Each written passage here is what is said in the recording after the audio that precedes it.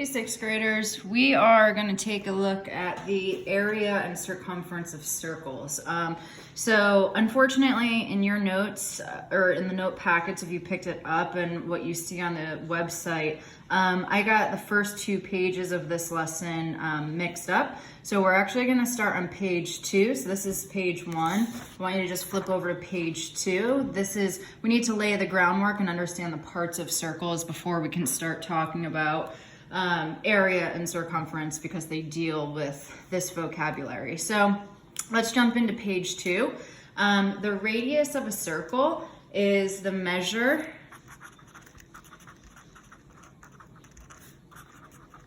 from the center of the circle to the outside.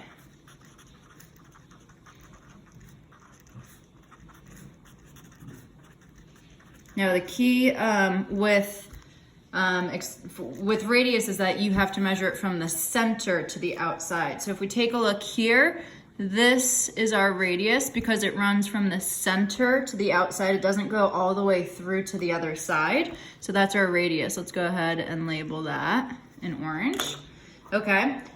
Diameter is another measure where we can talk about the sizes of circles, and the diameter of a circle measures the distance. So it's the, it's the distance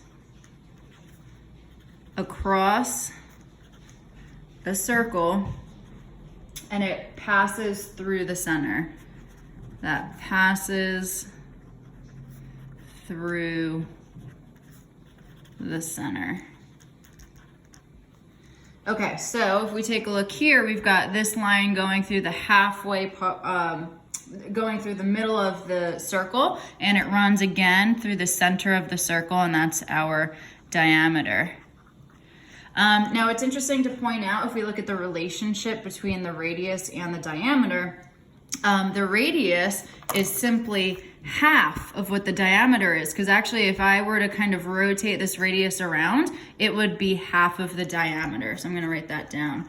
Radius equals half of a diameter, d.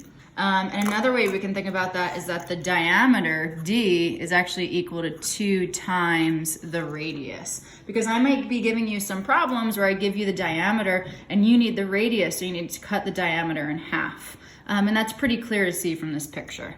So let's talk about the overarching ideas of circumference and area with circles, because they do represent 2 different things. The circumference of a circle measures the distance around the outside of the circle. Measures the distance around the outside of the circle. So the circumference, if I were to kind of just try and draw a picture here of what it represents, the circumference measures all the way around in blue, all the way around the circle. The formula for circumference, now remember with geometry, we kind of have already talked about how it's a lot of formulas, it's a lot of equations that you're going to have to memorize.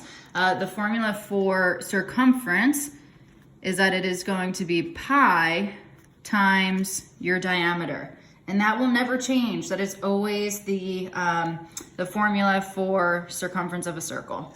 And let's talk about area and what the difference between area and circumference are. So the area of a circle, it measures the space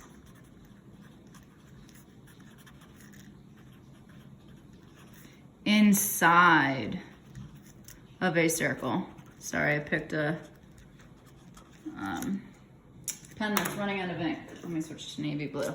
And again, the set in stone formula for the area of a circle, it's going to be pi times your radius squared. Pi times r squared. So remember, r squared is r times r. It's radius times itself. So the area for a circle, forever and for always, is pi times r squared. And you might be wondering, well, what is pi? So pi is actually, it is a proportion, and it compares the circumference to its diameter. It is indeed an irrational number. If you remember back to our rational number unit, we talked about some numbers that are rational and ones that aren't. Remember, rational numbers can be expressed as ratios. Pi cannot be expressed as a ratio. Because it never comes to an end and it never repeats. And that's what it says here. The decimal for pi is never ending. They should have also included and also never repeats.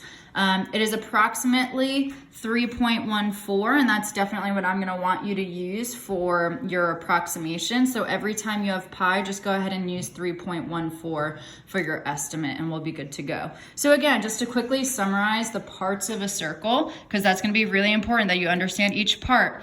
The radius goes from the center to the outside. Diameter goes all the way across.